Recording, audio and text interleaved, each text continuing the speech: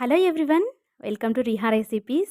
ఈరోజు వీడియోలో నేను మీకు చూపించబోతున్నాను టేస్టీగా చికెన్ పకోడీని ఏ విధంగా ప్రిపేర్ చేసేసుకోవాలో. మనకి వెదర్ కూల్గా ఉన్నప్పుడు లేదా నోటికి ఏదైనా మంచిగా తినాలి అనిపించినప్పుడు అందరూ చేసుకునే రెసిపీ వచ్చేసి, అందరూ ఇష్టపడే రెసిపీ వచ్చేసి చికెన్ పకోడీ. సో ఆ రెసిపీని నేను టేస్టీగా ఏ విధంగా ప్రిపేర్ చేసుకోవాలో చూసేద్దాం పదండి. ఇంట్లోనే చక్కగా టేస్టీగా ప్రిపేర్ చేసేసుకోవచ్చు. దీనికోసం నేను ఒక 300 గ్రాముల వరకి నేను బోన్లెస్ చికెన్ తీసుకుంటున్నాను. అక్కడక్కడ కొంచెం బోన్స్ కూడా యాడ్ చేశాను. ఇలా కూడా తీసేసుకోవచ్చు, లేదా కంప్లీట్‌గా బోన్లెస్ కూడా తీసేసుకోవచ్చు. దీన్ని మనం 2-3 టైమ్స్ వాష్ చేసేసుకొని నెక్స్ట్ ఇందులోకి 1 టీ స్పూన్ వరకు అల్లం వెల్లుల్లి పేస్ట్, నెక్స్ట్ ఇందులోకి మన టేస్ట్‌కి తగ్గట్టుగా కొంచెం సాల్ట్ అనేది యాడ్ చేసేసుకోండి. ఇందులోకి ఒక 2 పచ్చిమిరపకాయలు ఈ విధంగా చీలికల్లాగా చేసి వేసేసుకోండి. కొంచెం స్పైసీగా ఉండాలి కాబట్టి నేను ఒక 2 టేబుల్ స్పూన్ వరకు వేసేసుకుంటున్నాను కారం.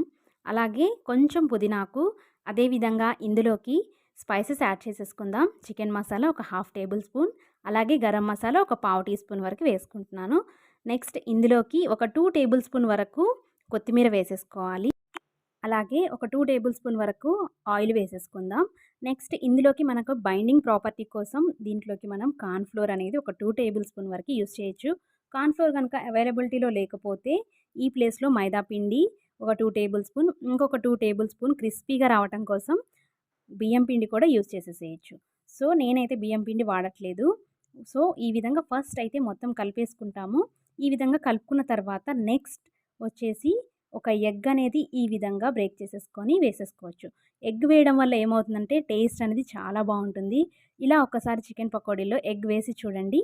ప్రిపేర్ చేసేటప్పుడు టేస్ట్ అనేది హైలైట్‌గా ఉంటుంది. చాలా బాగుంటుంది. సో ఈ విధంగా ఎగ్ వేసిన తర్వాత కూడా కలిపేసేయండి. ఈ విధంగా కలుపుకున్న తర్వాత మనం హాఫ్ ఎన్ అవర్ వరకు ఫ్రిడ్జ్లో పెట్టేసి అలాగే వదిలేసేయండి. లేకపోతే బయట ఒక గంట మాత్రం పెడితే సరిపోతుంది. ఈ విధంగా మనం పెట్టుకున్న తర్వాత దీన్ని మనం ఒక 1 అవర్ తర్వాత చూపిస్తాను చూడండి. చక్కగా మ్యాగ్నేట్ అయిపోయి మొత్తం మసాలాస్ అన్నీ కూడా చికెన్‌కి పట్టేసి చాలా కలర్ఫుల్‌గా ఉంది కదా!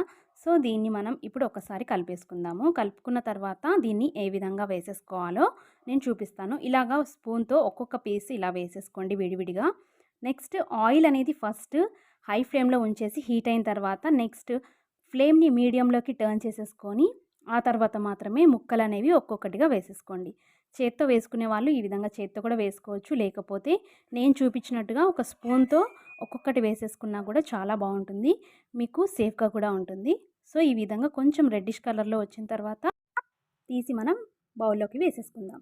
నెక్స్ట్ అలానే ఒక్కొక్కటిగా వేసేసుకొని చక్కగా ఫ్రై చేసేసుకొని ఒక ప్లేట్లోకి సర్వ్ చేసేసుకొని అందులోకి ఆనియన్స్, లెమన్ ఈ విధంగా స్క్వీజ్ చేసేసుకొని తింటే ఉంటుంది కదండి అసలైన మజా. చాలా అంటే చాలా బాగుంటుంది. పిల్లలు కూడా చాలా టేస్టీగా తినేస్తారు. ఈ ప్లేట్లో ఉన్నది ఇలా చేసామో లేదో అలా ఖాళీ అయిపోతుంది ప్లేట్లో ఉన్నది మొత్తం కూడా. సో మీరు కూడా తప్పకుండా ఈ రెసిపీని ట్రై చేసి ఎలా వచ్చిందో నాకు కమెంట్ బాక్స్లో కమెంట్ చేయండి. ఒకవేళ ఈ వీడియో కనుక మీకు నచ్చినట్లయితే లైక్ చేయండి, అలాగే షేర్ చేయండి. అదేవిధంగా కొత్త సబ్స్క్రైబర్స్ ఎవరైనా ఉంటే సబ్స్క్రైబ్ చేసుకోవడం మాత్రం మర్చిపోకండి.